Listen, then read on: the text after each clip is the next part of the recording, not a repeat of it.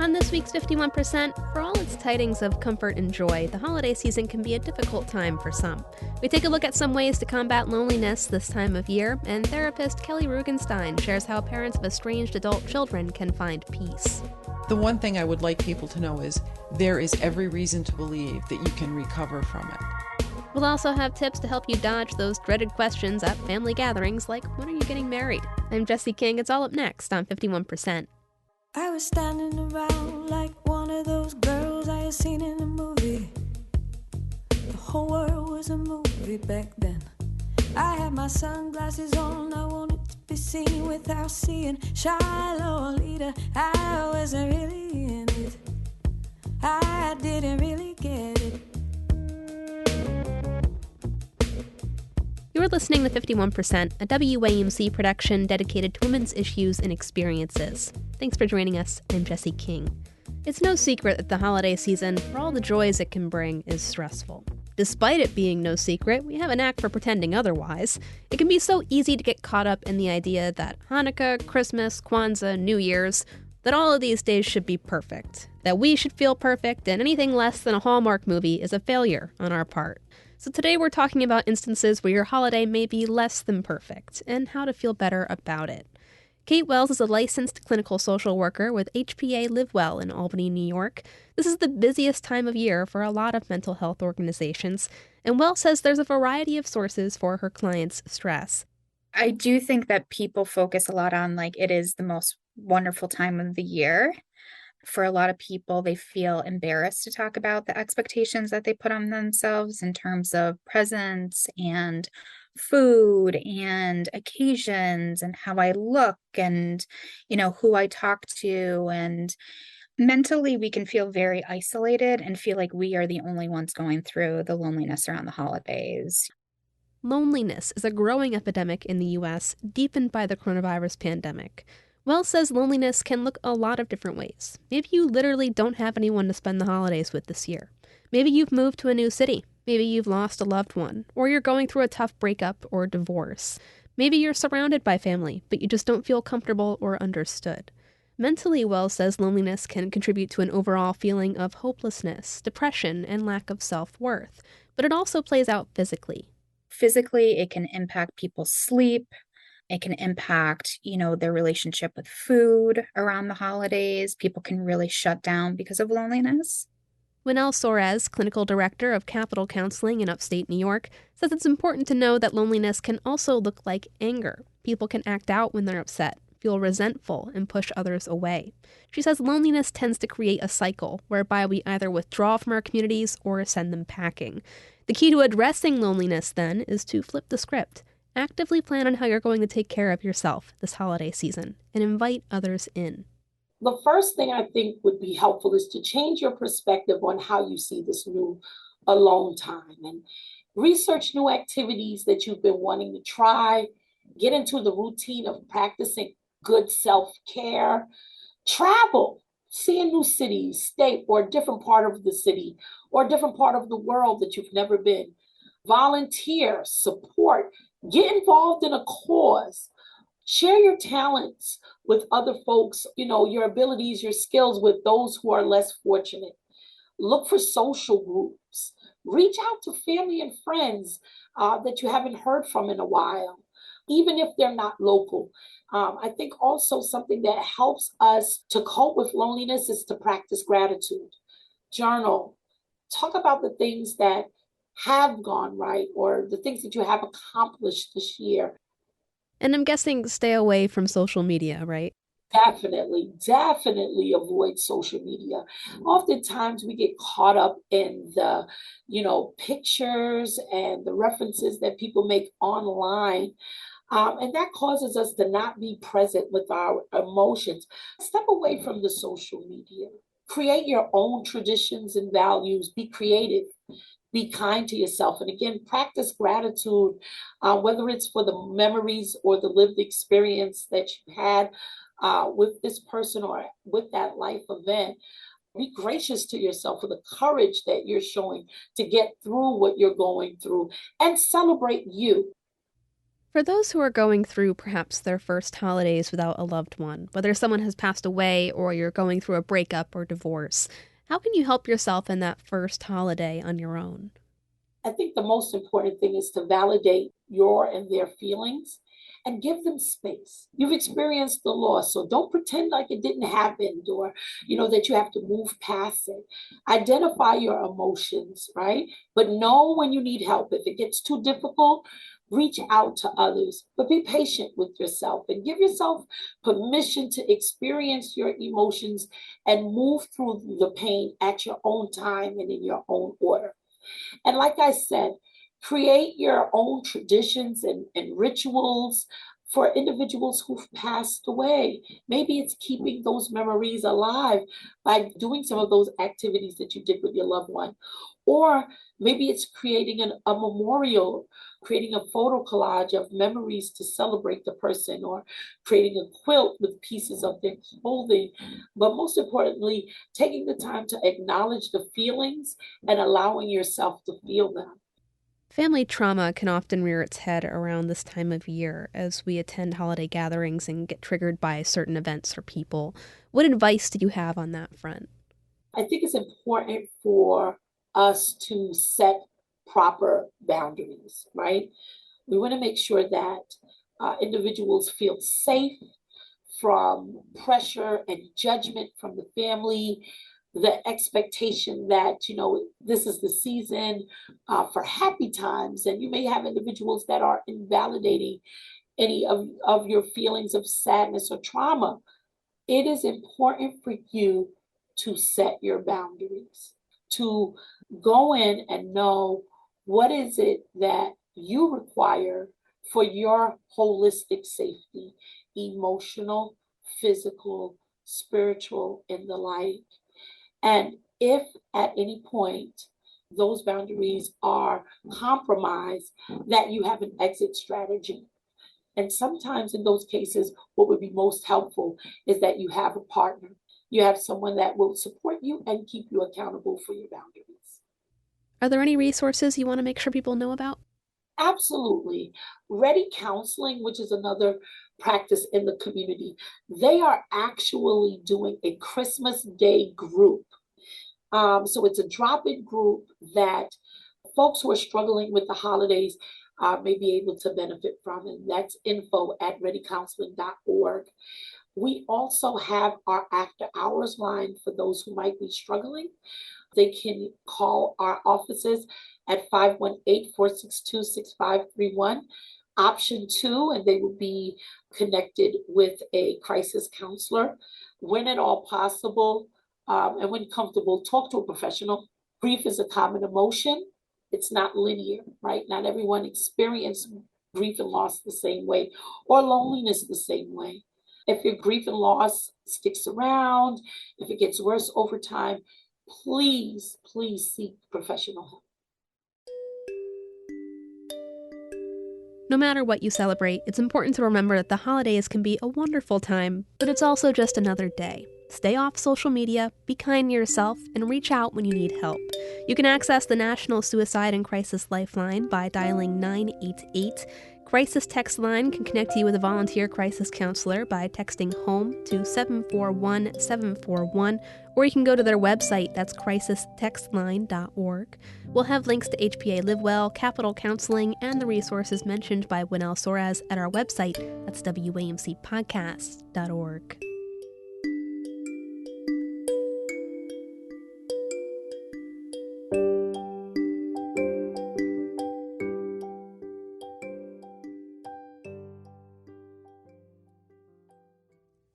This time of year can be particularly difficult for those dealing with family estrangement. Our main guest today is a licensed marriage and family therapist who specializes in a particular phenomenon, parental estrangement, when adult children sever ties with their biological parents or the people who brought them up. Keli Rugenstein is the executive director of Eastern Door Counseling Center in Rensselaer, New York, and the co-director of a nationwide support network for struggling parents called Parents of Estranged Adult Kids, or PEAK. Her new book, released this summer, is Relation Snip: Is There Life After Your Adult Child Rejects You? And for many parents, she says the answer to that question can feel like no. But despite the stigma around parental estrangement, Rugenstein says it's a lot more common than we might think. Her goal is to help parents understand why this has happened to them, come to terms with it, and keep moving forward. It's important to note that the advice, statistics, and research Rugenstein provides here does not apply to situations involving sexual, physical, or emotional abuse, but otherwise she takes a no-fault approach to estrangement, believing everyone deserves to find peace. Why would someone cut ties with their parents? What are some of the reasons that you see people doing this, or I guess what are some of the situations that you see your patients facing? Well, there are so many reasons. One of them is values, a difference in values that the parents and the adult children can't reconcile, whether it's financial values, religious values, political values, and it just becomes untenable. And it becomes, in any of these cases, less painful to cut off than to deal with somebody who doesn't understand you. Mm-hmm. So values is one. Marriage is another one. Sometimes people marry a person who wants them estranged from their parents for whatever reason that might be, and many times it's a mental health reason. Then the adult child is put between a rock and a hard place. They've gotten into a relationship with someone and fallen in love. They want to spend their life with them, but they're given this ultimatum. Sometimes it's a third party. Sometimes it's divorce, and one of the parents is making it very difficult for the children to relate to the other parent. Mental health issues can be on both sides of the coin for this one. So there are a lot of reasons, I would say, and I would really more call them factors than causes, because it's usually a confluence of one or two or three that have an effect and end in cutoff. So, what is the grief that's involved in that? I guess on both sides. I mean, you've got the grief of having to cut ties with a parent, but also the parent who has to now face that or negotiate that. Grief is one outcome. Grief is one outcome. In general, though, what we notice in parents who have been estranged is a trauma reaction.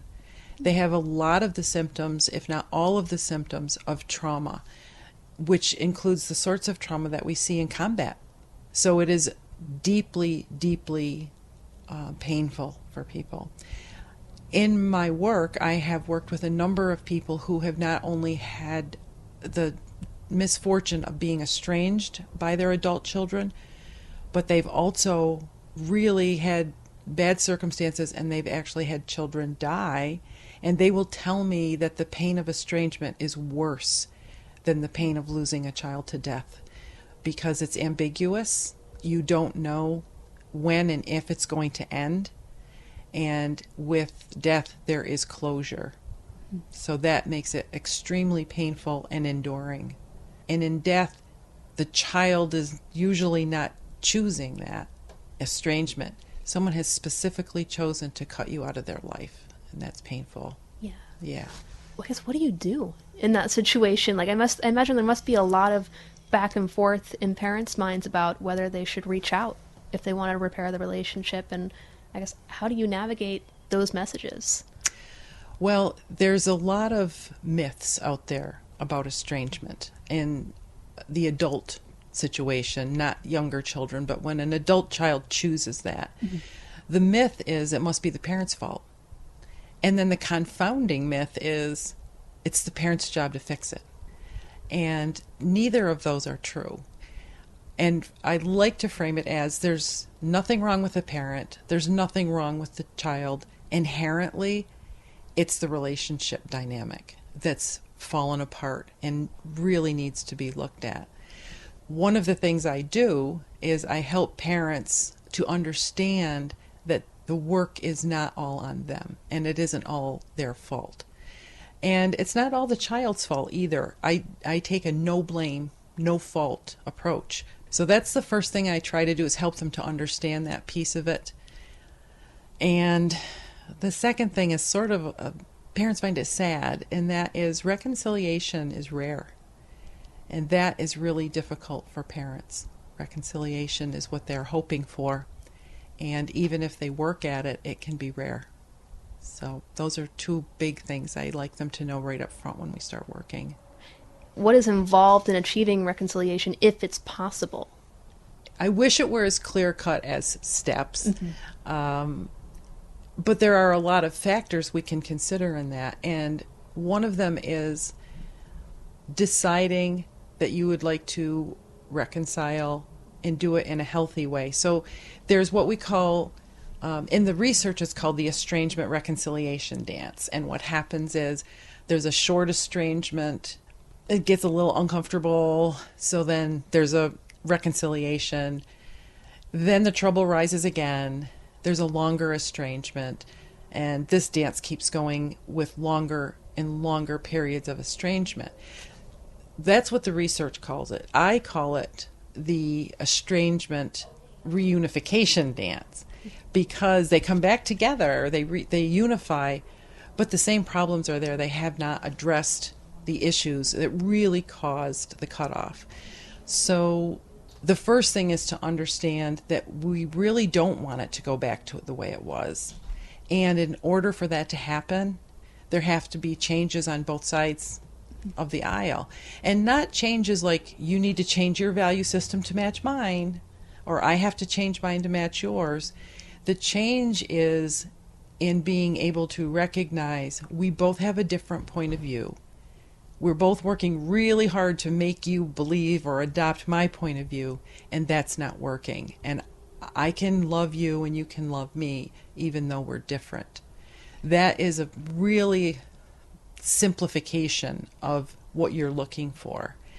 Those are difficult things to change for us when we believe something so deeply and feel like my parent or my child does not see me for who I am and for having my own opinion. So that's a real difficult road to travel. Do you get the sense that, people often understand why the relationship has broken down? That's an interesting question there, too. The children will be very clear. Yes, I know exactly why I cut off. And the parents are not clear. And so research, and let me say this, I keep citing research. There's not much. We need a lot more research done in this field. But the interesting part about the research here is, and I'll probably get these numbers reversed, but they're very, very close. 66% of children who have estranged their parent will tell you, yes, I have been very clear. I have told my parent what happened, what went wrong, and why I made this choice. And 67% of parents, when they're asked if they know why this has happened, will say no, they don't understand. And that's not because the parent doesn't hear the words that their adult child says. They cannot wrap their head around it. They just can't get how this situation got to be so big and so bad that the child would choose to estrange, which is where the therapist can come in and help, because something can seem to the parent like, well, that was just an everyday event. I didn't see you in distress at the time. I'm not understanding. And then the child gets their opportunity to say, let me tell you what it was like for me, and perhaps even why you didn't see it, why I didn't tell you. So there is a lot of work to be done, but it can be done. Again, it's rare. Mm-hmm. What's the work towards, finding peace with that? Well, the focus for PEAK, parents of estranged adult kids, is recovery. It's not reconciliation. If reconciliation should happen, we're your best cheerleaders. We're like, go for it. We'll help, have these conversations with you. And in our groups that we do online, everyone's cheering you on. If that's what you're going for, that's great. Everybody wants that. But because it doesn't happen often, there is a lot of need for people to understand the recovery process. And so one of the most important things is coming out of that isolation. So many people will remove themselves from their social circles, maybe stop going to church if they belong to any social action committees, fraternities, that sort of thing. They remove themselves because the stigma around it is very, very painful for them. They don't feel like they can talk about it. And sometimes even your best friends don't understand, or they've heard the story once, twice, 3 times, and now you're recognizing, I can't talk about this anymore. They just, my friends don't know what to do with this. So the first thing we'll say to people is, you come out of isolation, and finding other people like yourself is really difficult because nobody's talking. And so the peak groups that we run and the different options that we offer people, like webinars, is to give them an idea that when they're not alone, there are other people out there who are dealing with this. Actually, 12% of parents who have adult children, 1 in 8 people is estranged from one or more of their children. This is coming out of isolation, getting into a group where you can actually talk to people. So that's one of the first steps that we will ask people to take. We have discovered a pattern. We have discovered that there are stages to this whole estrangement process. And so the first part is like, I can't believe this happened to me. What is this? And people will Google things like kids divorcing their parents, and then they're looking for this, and then they find that there's a word. It's estrangement, parental estrangement. That sort of helps them, because the next thing that most parents then do is they start to explore that. What does this mean? How many people are like me out there? And it's very murky because they're going to run across YouTube channels and blogs and media. And many times it's painful because there are a lot of people out there blogging about their horrible parent that they have estranged themselves from. Then it's exhausting. You can just come across so much. So the next thing we see parents do is sort of move into what we call the mitigation stage. And in that stage, they start looking for ways to find relief from the pain and the isolation. And that's many times where we find people coming into the peak movement, although we have them everywhere, from people who have just experienced this all the way up to people who have learned to cope better. And they're really helping the people who come in at the early stage. So the mitigation stage is where a lot of work is done for people. The next stage that we find is a big step for people, and that is the plasticity stage. And that is where people really start to think about things very differently than they ever have. They see a way to move forward that makes sense to them. They find that they do have purpose. Your whole identity is challenged when the one person or set of people in your life that you never thought would walk away from you. Who am I? If I'm not a good parent, then am I good at anything else? What's my worth?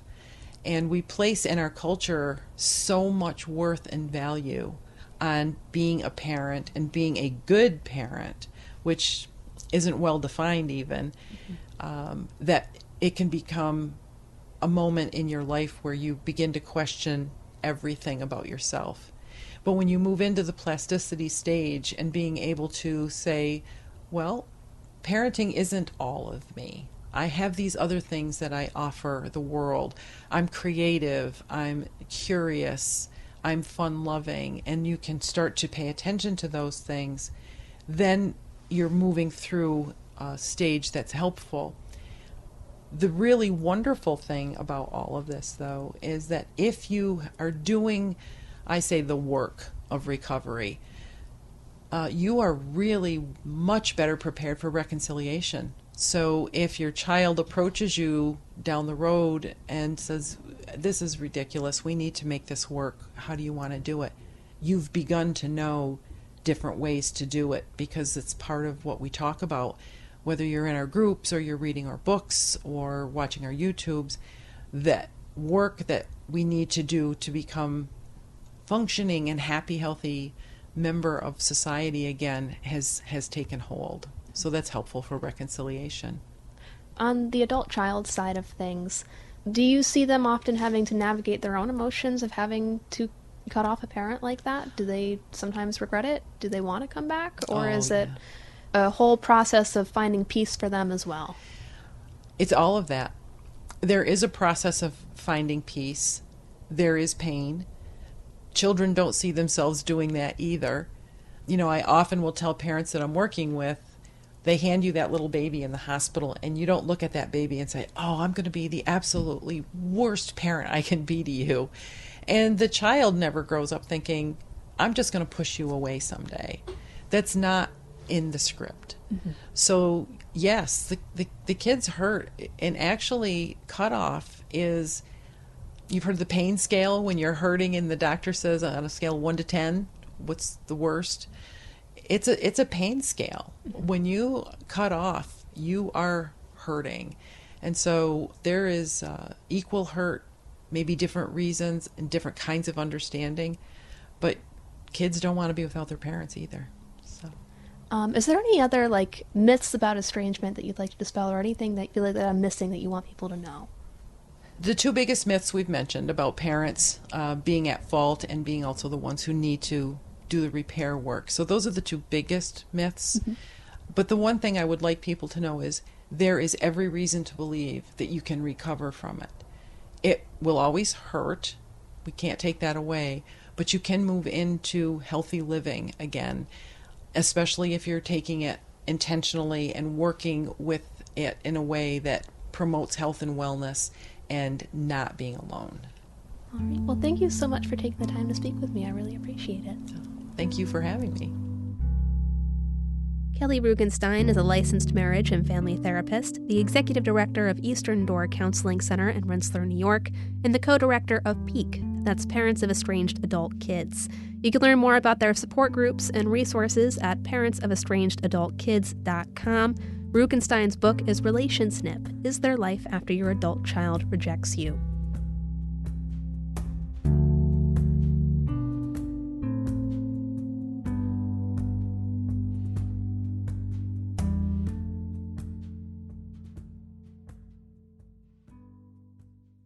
We're going to leave you on a lighter note before we go. For those of us who are seeing family for the holidays, sometimes what stresses us out is seeing family for the holidays. Especially if you're a woman of a certain age, holiday gatherings can become a minefield of awkward personal questions from relatives. You know the ones I'm talking about. Comments on your weight, questions like, when are you getting married? When are you having kids? Those backhanded compliments your great aunt likes to drop while passing the potatoes. Our next guest has what she calls an EI survival guide to get you through dinner unscathed. Carolyn Stern is a business professor at Capilano University in Vancouver, a corporate trainer and public speaker, and a self-proclaimed emotional intelligence expert. In her new book, The Emotionally Strong Leader, she lays out how getting in touch with your feelings can help you better handle the difficult people in your life and be kinder to yourself. One of the reasons I wrote the book was I was so sick and tired of successful leaders telling me that having emotions should cause shame, and so showing weak emotions was a sign of weakness. And that's why I called it the emotionally strong. You can be emotional and strong. They're not mutually exclusive. And so in the book, I get people to assess themselves on 15 different skills. How confident are you? How self-directed are you? Or do you lack independence? Are you too empathetic? How well do you handle stress? Can you express your emotions constructively? And then once you kind of understand your emotional makeup, then you can do something about it. The best way to start, check in with how you're feeling right now and ask yourself, what am I feeling? And what is that feeling telling me about me? So what tips do you have for the holidays? How can getting in touch with ourselves help reduce stress? So remember, you can't control everything, whether it's canceled flights or inappropriate questions at the dinner table, but you can control how you react. So just press pause before you respond, because you're going to think about flying, lost luggage, canceled flights, sick kids, crowded airports. I just was away, and both my partner and I, he is worried about missing the flight. That's a trigger for him, being late. Well, a trigger for me is losing something. So we prepared for it. We got to the airport really early. We knew that would calm him down. And for me, we put the things that I was most concerned about losing in my carry-on. That's thinking ahead and figuring out what your triggers are, and then figuring out how we're going to respond to it. And then the last thing that I would say is hope for the best, but plan for the worst. Assume history is going to repeat itself. Your Aunt Agnes is going to probably ask if you're still single. Or your cousin Joe, who runs his own company, will ask if you're still in that dead-end job. So it's really about staying positive in the face of challenges. That's what's going to help you take the stress out of any situation. For those awkward questions, is it better to dodge them, smile them away, or answer them, confront them? I guess assuming, you don't want to start an argument at dinner. What I recommend is when to respond to comments like, oh, it looks like you've gained or lost weight, or, oh, you look tired or worried or pale. Just take a moment, recognize that your feelings are valid, but also temporary, and keep your answers short and to the point. So you could say something like, I actually have gained a little weight and I feel sensitive about it, so I appreciate you not bringing it up. Or you could say something like, actually, I'm feeling quite rested, thank you, but I appreciate your concern. You can use a combination, right? You can confront by speaking your truth, saying what you need to say when you need to say it respectfully and professionally. But you can also dodge them by changing the subject and asking questions about them. So, if they say something like, oh, I've heard you just went through a breakup, you could answer, I have, but it's really fresh and I prefer not to talk about it. Tell me a little bit more about your love life. And can you please pass the mashed potatoes? Well, are there any other ways knowing your emotions can help you with confrontation? Or I guess just in your day-to-day life? Think about what they're saying. Think about what you're feeling from what they're saying.